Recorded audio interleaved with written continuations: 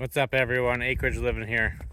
So today we're gonna try and fix a problem that I had right from day one, and I know is a big problem with a lot of Ranger owners, Rangers in general, is these door limiter straps. They suck.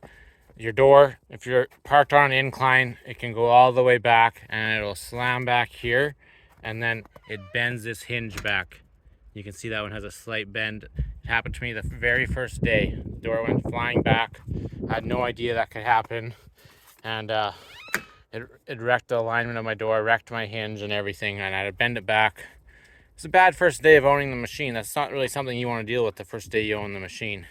And I've noticed since that happened, this strap here is stretched out. This door opens way further than the other one, and it can easily swing back now. So we're gonna try and fix that problem.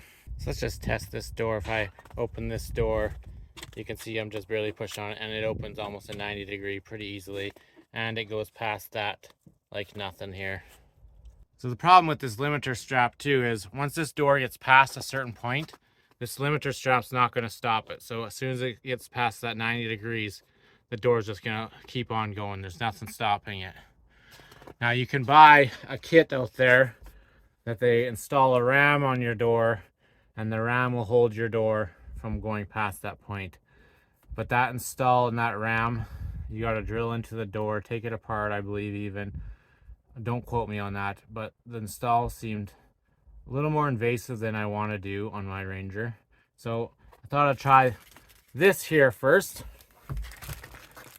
These are door limiter straps for a Jeep. So let's see if they'll fix our issue on our Ranger or if they'll help. Remove these bolts here, and we're going to change out this strap. These are T40.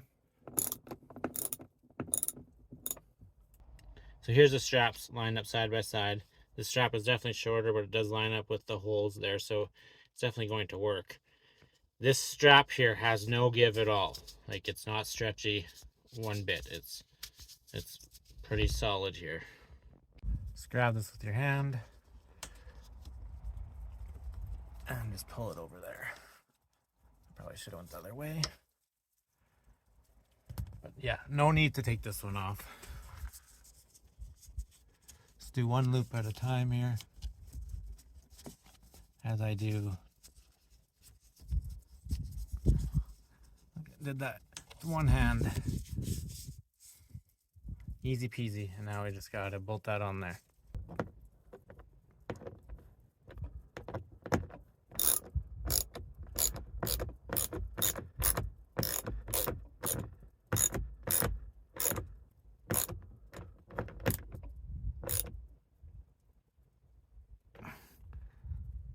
So you don't need to go super tight on that. There's the passenger side. I just wanted to show how stretched this driver's door is.